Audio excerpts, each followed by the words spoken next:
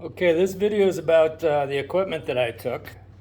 That little fanny pack there, I had that at the ready in case I ditched my canoe or, capsized or whatever. I had some essentials in there along with fire making material, that kind of thing, some food, and then I also had, here's a throw bag here, dry bag, this blue one. I had that with clothing in it, that kind of thing, and I had that tethered to me, so if I did go in, I had the essentials I would need to hopefully survive if I lost the canoe somehow, it blew away from me in open water or whatever. So I had the bare minimums to get by with.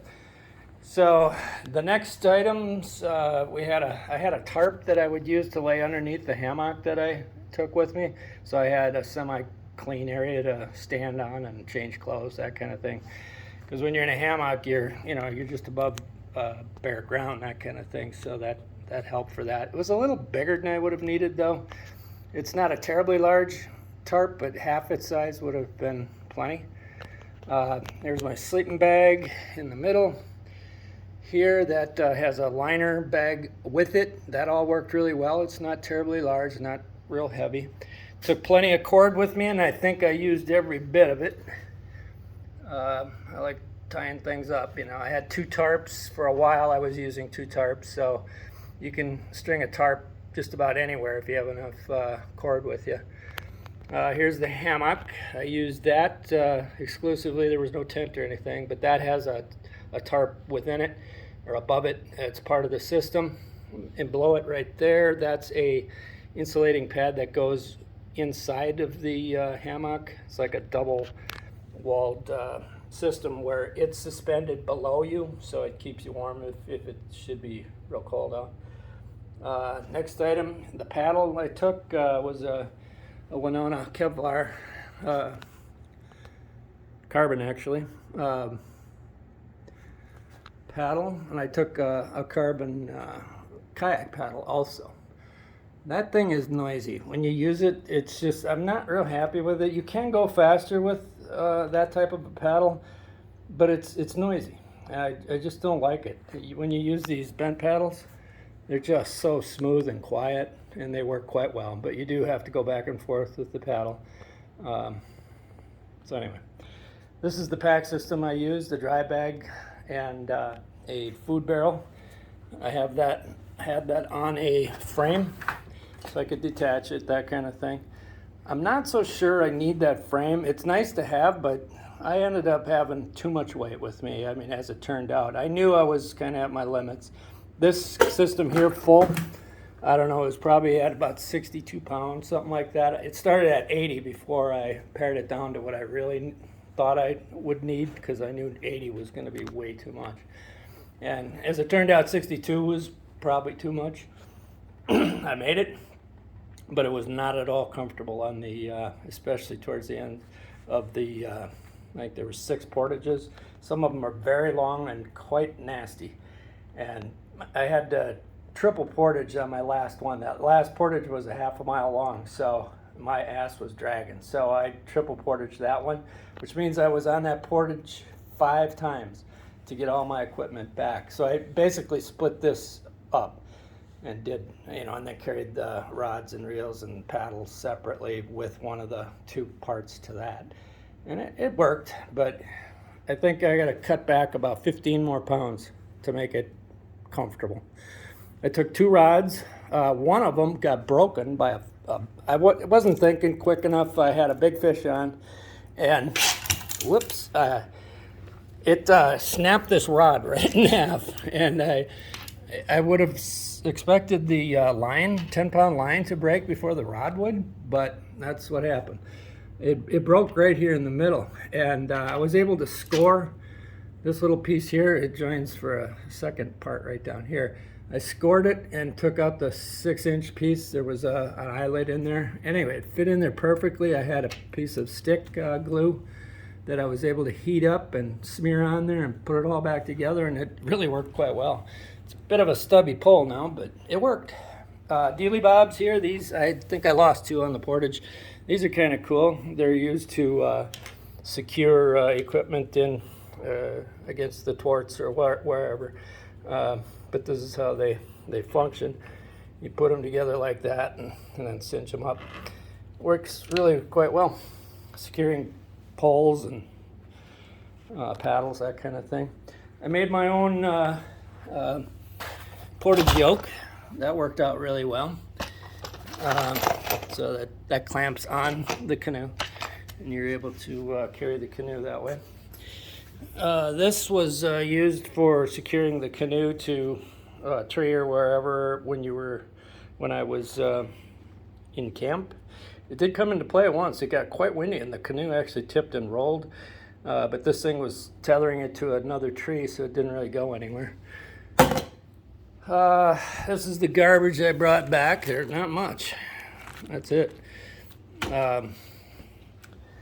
Here is my stove kit and kind of the kitchen equipment. So this is all part of the stove here. Worked pretty good, even though there was some sort of malfunction. The thing was only like firing up about half as high as it could, which wasn't a bad thing. It meant I didn't burn as much fuel. I didn't even go through one of these. There's still fuel in this one. So that was kind of nice, but it was a little scary. Not scary, but it was disconcerting that my stove started malfunctioning, but ultimately it worked out okay. I did bring an extra pot. Wouldn't have had to have the extra pot, but it was nice to have, I guess. But it's titanium, so it really isn't any weight. I brought an extra fuel canister, didn't use it. I had these, fork and spoon, and I also brought these. I did use this when I made a pancake, but really wouldn't need both. Brought a frying pan. I did use that. I cooked up a fish. I had a smallmouth bass. Maps, I took a map, obviously a compass, and a Zoleo satellite communication device. That really was nice to have. I was able to text my wife and daughters and let them know where I was at. When they received the message, they just click on it and it opened up a map and showed them right where I was. And here's another map. This one's kind of cool. Really didn't use it a lot, but it's kind of cool.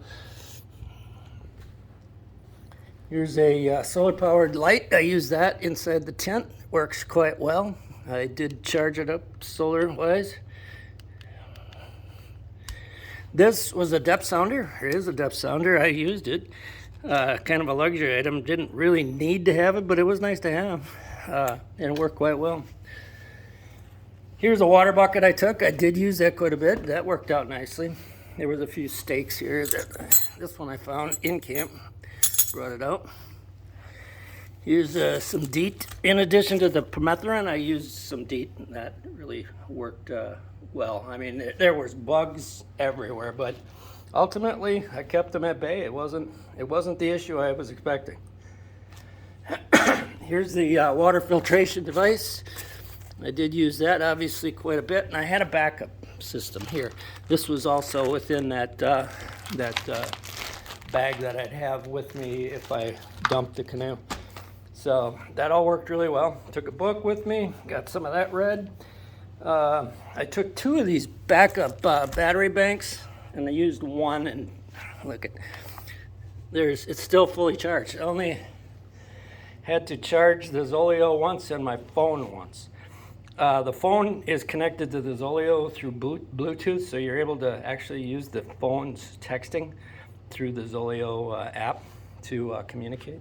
So that was kind of cool. This is extra batteries and stuff for a GoPro, which I did take this GoPro, and I had a backup GoPro. Didn't use that, but obviously batteries. I used not a lot of them, but this clamped onto the canoe. Worked really quite well. I had let's see, this is the life preserver or PFD that I used. It worked really nice. I like it. A Solquist. I had an extra tarp. I did use it the first 2 nights. It was nice to have a separate area to sit under. You could get by without it, but it was nice to have. I had a fishing net. Ultimately, it wasn't quite big enough. It's nice. It floats. It worked for smallmouth bass, that kind of thing, but if you got a bigger northern, which is what I suspect broke my fishing pole, that little net isn't going to do anything. What's next? Here's some of the toiletries. Here's my toiletry kit. Here's soaps and that kind of thing. Here's toilet paper, that sort of thing. And the whiskey. I didn't know to finish it all. I only drank about half of it. Jameson. What else do I got here? This is a chair. As you can see the outline of what it looks like. I did take that. It's quite bulky. It's not terribly heavy, but it was a real nice luxury to have. Be able to sit and lounge, especially there was one full day I was in camp because of windbound for a full day up in Fish Lake Narrows, and it was nice to have that chair with me. Obviously an Nalgene worked good.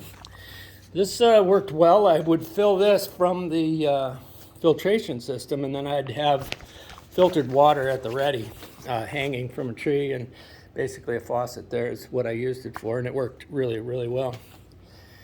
There's a lighter that with some of this other stuff, fire starting equipment, material, that kind of stuff. This is a quick dried towel. That was my towel. I took these 2 dry bags. This had my clothing that were stuffed into the big dry bag. This was a coffee cup that I had used. Worked out really nice.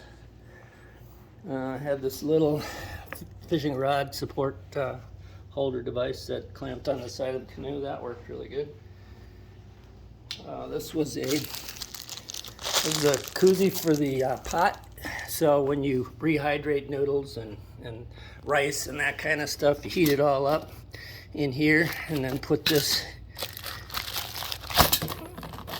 that inside of it and then cover it with this, and it really does a good job of rehydrating and basically cooking your rice or pasta meal or oats, that kind of thing. Worked out really nice. This little group of stuff here I could have got by without bringing. I never used that. This is another, this is a mosquito net thing. There was a coffee filter in here and just a couple other odds and ends, some matches. I had a lot of ways of making a fire, and I had one fire, so it wasn't really terribly necessary.